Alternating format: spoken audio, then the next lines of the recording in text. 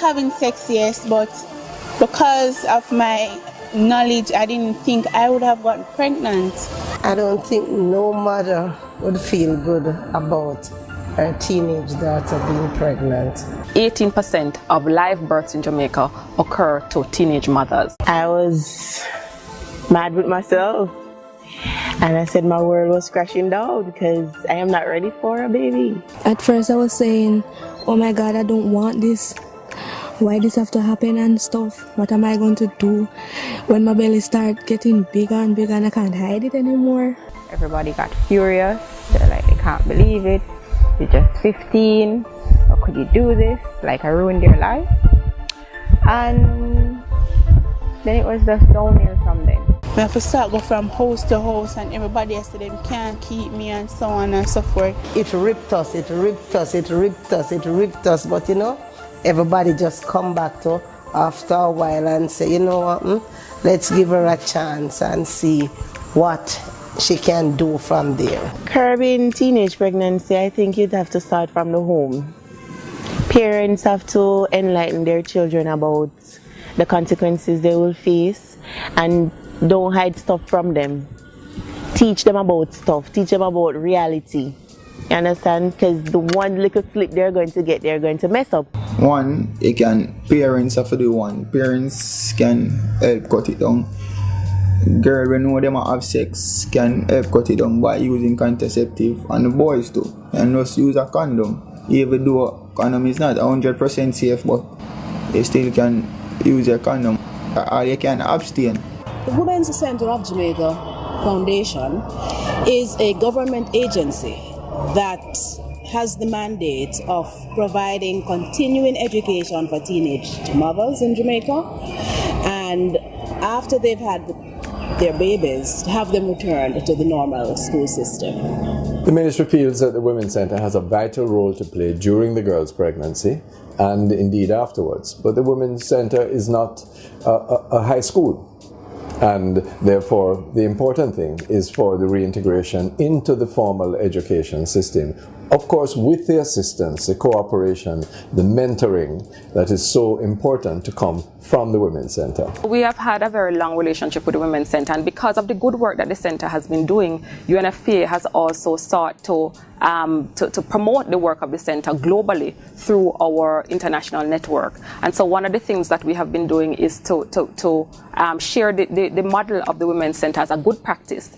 And we've facilitated visits of many countries to Jamaica to explore the Women's Centre model in an effort to replicate it in their home country. Sometimes you wish, this never happened to you, because the reality of the situation is that persons are very judgmental, and that's how human beings are. And to hear that even after all your accomplishments and all you have, you've gone through all of the stuff and you've passed over all these hurdles, to become a better person, persons can be very, very unforgiving, because they are going to remember that, oh, she did have a baby when she was 15. My parents always told me that I would never finish primary school. So then I was kicked out of school and I went to a children's home. I went to hostel and I had a different life there. I came for home leave and I didn't went back. That's when I met her dad. We had a relationship, and then from then it went far. When I was 15, I got pregnant with her. I graduated from St. Martin, the poorest primary school, when I was 14 years old. I was supposed to go to St. Michael's College. My boyfriend came and said, "Do you want to go and spend the summer with me?"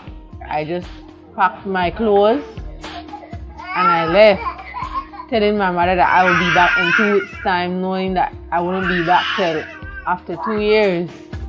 I had my first child when I was 17 years old because I didn't want to listen to anyone. If a girl gets pregnant around 15 years and without any other services to help her to adequately space the pregnancy, more than likely around 22 years, 25 years, she will have 2 or 3 kids. I still did the same thing again. I ended up getting pregnant again when my son was 2. I said, Melissa, girl, I said, why you gonna get pregnant for again? I said, how life's so hard. My mother again had to buy Pampers, had to let me get close to my kid, feed me and 3 other kids. Pregnancy during adolescence is not okay, and is not okay under no circumstance. Well, my baby born premature at 7 months. My baby, I'm 7 months. I had to stay because they keeping the baby in a hospital. So my baby lived for like 8 days. Every day I used to go to the hospital, go look at my baby, and feel good being a father, and never expecting that my baby would have died. If I had listened, it wouldn't have happened to me. If Melissa listened to me when she was a young girl, you know, me have life good. But never want to listen to me. When he listened to me, because it's too late. Boys and girls that are very attached to the family are less likely to have unintended pregnancies. Of course, having access to school also increases the possibility of having access to information. How can the girl and the boy make a decision to commit to not having sex until marriage or until after reaching their personal goals? Depends on the quality of information that they receive. You can't be a good parent if you are not committing to talk about sex to your kids. Someone will tell them. So why expose them to get the wrong information then? Generally, the United Nations Population Fund, UNFPA, sees adolescent pregnancy as a huge problem and feel that there must be strategies to prevent adolescent pregnancy. And for those girls who would have already become pregnant, there must be strategies to reduce and to enable them to prevent unwanted pregnancies during that period of their lives. The big problem is lack of education, information and services on sexual and reproductive health, and comprehensive sexuality education, which is important for them to be able to make decisions and to understand how their bodies work, so that they don't engage in unprotected sex, engage in sex, at that very early age, because 12, 13, 14, 15, they're still children. And it's difficult for children to bring up children, and then it has other implications, health implications, social implications for them. Pregnancy in adolescence lead to poverty, and poverty itself contribute to adolescence pregnancy. So it's a vicious cycle that we need to stop.